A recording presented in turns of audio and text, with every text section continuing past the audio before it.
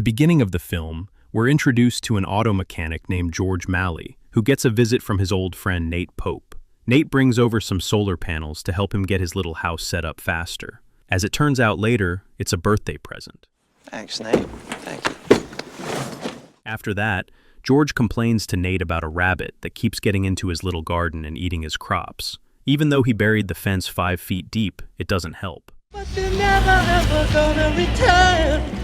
Later, while at work, George is digging around in an engine and at the same time trying, unsuccessfully, to learn Spanish from his Spanish-speaking buddy. Soon, a woman he knows, Lace Penniman, pulls into the shop, and George greets her. He helps Lace with some chairs she's dropped off for him to sell on her behalf. Then, he invites her to his birthday party. She turns him down, since she doesn't want to leave her kids alone.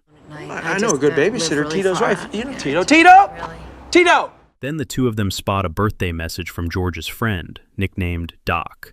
They laugh, and George asks her again, but she says no. Man, I would love to get my hands on your carburetor. She drives off, and a dejected George heads back to work. That same night, the party is in full swing. Nate, Doc, and the whole town are there to celebrate George. Doc gives him a chessboard, and they start a game. After a couple of drinks, George steps outside to see his friend Tito off, and notices a strange light in the sky. He stares as the light grows brighter, and finally knocks him off his feet, leaving him unconscious. After a while, George comes to.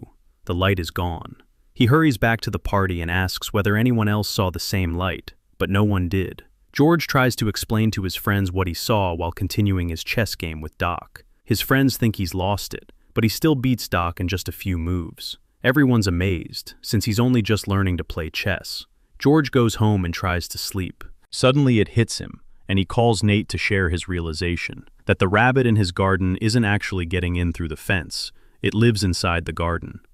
Nate hangs up because he wants to sleep. George heads outside, finds the rabbit in his garden, and lets it go. The next day, a man named Roger comes by the shop to pick up his car, but he can't pay for it. So George comes up with a way for Roger to get his car without any money. He suggests Roger send over his workers to install the solar panels, and in exchange, he'll get his car repaired for free. George's employees are surprised. He's never pulled stunts like this before.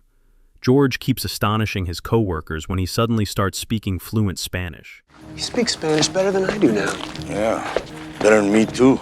Without even noticing, he begins showing signs of telekinetic powers while working on a car. Later that same day, George spots Lace's kids, Al and Glory, playing alone in a truck. George decides to fix the carburetor while Lace is away. But right then, she comes out of the store and is about to head off to San Francisco, teasing George about that UFO he supposedly saw. At the local bar, George beats Doc at chess again. He tries to explain his newfound intelligence and heightened awareness, but he can't. Everyone teases him again and doesn't believe him. He's about to leave when Doc asks him to come in for a checkup. George keeps soaking up knowledge. He watches the solar panels being installed, runs all kinds of experiments, and devours an enormous amount of new books and information. One evening, George goes over to Nate's, trying to sell him Lace's chairs. While he's there, he starts telling Nate about his new discoveries and knowledge, but it makes Nate uneasy. George picks up Morse code on Nate's radio and starts decoding the message. Nate suspects it's military and warns him off listening, but George keeps writing it down. Afterward, George says he wants to decode it and send a reply, since he doesn't sleep at night anymore and needs something to do with his free time. So they send a message back. That night, George reads up on advanced mathematics. Finally, he realizes he has telekinetic abilities when he lifts a page of his book with his hand. After that, he runs outside, shouting at the sky and demanding to know what's happened to him. The next day, George shows up at Doc's office for his checkup and, to Doc's astonishment, reveals his new powers. Doc starts to believe George and vows to find the cause of George's new strength and intelligence. Back at the shop, he shows Tito and Baze a car he's building with a new engine that runs on waste. Lace arrives with a fresh batch of chairs. George shows her the vegetables he's growing in his garden and offers her a bite of a tomato. Oh, get some on your chin. Sorry. An awkward moment passes between them, and before he can give her any more tomatoes, she drives off again. Later that day, while driving, George sees Glory and Al playing in a field. He offers to drive them home, and they agree. On the way, George stops and shows the kids different flowers, and Glory helps him put together a little bouquet for Lace. When they get to Lace's place, George gives her the tomatoes and the bouquet. They go for a walk, and Lace voices her doubts about any kind of relationship with George. He starts to sense something in the air and runs to Lace's phone to warn people about an approaching earthquake, but he's ignored. He has dinner with Lace and her family, praising her cooking. The kids tease him by imitating an earthquake. After dinner, George and Lace say an awkward goodbye. As Lace and the kids are clearing the dishes, an earthquake hits. George was right. When he gets home, George finds Lace there, demanding he explain what's going on with him. Then she notices all the chairs in his house, the ones she made herself, and leaves, calling him a liar. She tells him to give the chairs back, and she'll return his money. I need the simple truth, George. This is the truth. What's happening to me is the truth. The next day, George goes to Nate and shows his friend how he cracked the military code they'd been listening to. He asks Nate to send a message over the radio, and Nate suggests he call Lace instead. Then George demonstrates his telekinetic powers for Nate, who's blown away. Meanwhile, Doc heads out on an emergency call. He can't understand the language his patient is speaking. He has a woman call George and asks him to help with the translation. George, at that moment, is at home with Nate fertilizing his garden. Nate is impressed with the fertilizer George is using. Soon a man named Professor Ringgold shows up at George's house. He asks exactly how George predicted yesterday's earthquake. The professor invites George to come to his university for an interview, and George agrees. Then George shows the professor some of his home experiments. After that, he asks the professor to arrange a meeting with other professors at Berkeley, but he's cut off. The professor is only interested in the earthquake. Right then, Tito arrives to drive George over to Doc. Tito tells George he needs to learn Portuguese on the way to the patient. Ringgold watches as George learns Portuguese in the car. When they arrive, George talks with the patient to help find a missing boy named Alberto. Through the conversation, he gets the information he needs, while everyone watches in amazement. They set off to search for the boy in a nearby orchard. George searches around and starts to feel a pain in his stomach as he gets closer to Alberto. Using his powers, he locates the boy somewhere else entirely. George passes out, but not before telekinetically pinpointing Alberto. Professor Ringgold is stunned and schedules George for a meeting at the university, along with the other professors. Then George meets Alberto's mother, Ella. She hugs him and thanks him. Later that night, George tells Nate he's hired Ella as a housekeeper and cook. After that, George teaches Nate a little Portuguese. Later, at the bar, the townspeople bombard George with questions about all the recent events surrounding him. He gets uncomfortable with all the prying and leaves. He goes to Lace and apologizes for lying to her about the chair she saw at his house.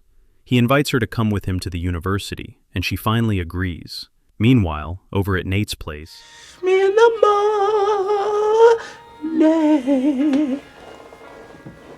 Ella arrives, showing up for her new job. Nate says a few of the Portuguese phrases he learned from George. She smiles and walks off. Nate calls her an angel. It seems he's fallen for her. Meanwhile, when George arrives home, he finds a crowd of FBI agents at his house. They've gotten inside and are going through his belongings. Agent Jack Hatch introduces himself and questions George about the message he sent to the military. George tells him he decoded the code himself. George is taken away and forced to decode other codes in front of a room full of military personnel, including Agent Ted Rome. Meanwhile, Nate is sitting in a holding cell. George can't crack anything, and he tells them he was just messing around and has no idea how to decode the other messages. After the interrogation, Agent Ted wants to test George's intellectual abilities. Aardvark, baboon, caribou, dolphin, eohippus, fox, gorilla, hyena, ibex, jackal, kangaroo, lion, marmoset, Newfoundland, ocelot, panda, rat, sloth, tiger, unicorn, varmint, whale, yak, zebra. He's tested by a man named Dr. Bob. George leaves Dr. Bob baffled, especially when he uses his telekinetic powers. Meanwhile, back at his auto shop, Lace is waiting for George. Agent Jack comes to George and tries to recruit him to work in intelligence. George demands to be sent home, but Agent Jack states that the government won't feel safe as long as George is outside their control. At the university, Agent Ted meets with Professor Ringgold and orders him not to let George meet with the other professors. That night, George goes to Lace and tells her about the whole FBI ordeal. She admits that George scares her a little and they both agree he should probably keep his distance from her family. At the bar, George apologizes to Nate for what happened with the FBI. Then, he launches into a rant about his disappointment with his new abilities in front of his friends at the bar. He calls that light he saw a mistake. His anger builds, and he accidentally shatters a mirror using his powers, frightening his friends. The next day, Tito tells George that Baines has quit the shop. Tito tries to comfort him, but they're interrupted by Doc. Doc expresses concern for George, who's frustrated by the way the town is treating him. Later, George starts working his garden in a frenzy. Eventually, he goes still, listening to the wind rustling through the treetops. At home, Lace's kids bring her a shard of the glass George broke earlier. Al repeats some of the rumors going around about George, and she scolds him for talking that way. Lace drives over to George, who admits that a lot of things are becoming clear to him now. George says he doesn't want the townspeople to be afraid, and that he's going to share some of his knowledge at the local fair. Then Lace cuts George's hair and shaves him. A close, tender moment passes between them. Lace leaves, but not before making it clear she's ready to stay by George's side. Later, at the fair, George shows up with Nate and greets the townspeople who've come to hear him. He starts talking, answering questions and demonstrating his abilities. There's even a news crew on hand as George keeps explaining how his abilities work. But people start to lose patience and demand answers. George can't take it and faints. And when he comes to, he sees that same light in the sky again, and once again it knocks him unconscious. George wakes up in the hospital, with Doc, Lace, and Nate visiting him. Doc tells him there's a tumor in his brain that's somehow boosting his mental abilities, but at the same time, it's killing him. Then Doc sits down beside him and tells George he's like a son to him. George also asks Nate to use his fertilizer formula on some of the fields come spring. Nate and Doc leave, and George apologizes to Lace, who admits she loves him, and the two of them finally embrace. Later, a Dr. Wellen approaches George and asks for permission to perform open brain surgery. He says there's a very slim chance of removing the tumor, and that George would live a little longer if it worked. George refuses, saying he can't teach people anything by letting them study his brain. He calls himself a possibility for all of humanity, an expedition of the human spirit. Later, Doc catches Dr. Wellen lying to a judge about George's decision regarding the surgery. Doc chews out Baines for his heartless words about George. Baines won't let up, and Doc flies into a rage, condemning the townspeople for trampling George the way they did. At the hospital, George takes some pills he's been secretly stockpiling and uses them to escape. Doc finds out from a police officer and lets the air out of the officer's tires to buy George a little time. George goes to Nate's house and hands him his notes to pass along to various people. They embrace and say goodbye, and George moves on. He makes it to Lace's house and finds her there. The next morning, she watches George show the kids how to fix her truck. The kids are upset that George is dying, and he goes to comfort them. Later that day, Agent Jack pulls up to Lace's house. She tells him she hasn't seen George, but the agent can tell George has definitely been there. Unexpectedly, Agent Jack lies to his partner and leaves Lace alone. Then she goes to George, who's busy writing. They grow close, and later that night, George tells Lace his time has come. He dies in her arms, and she holds his body.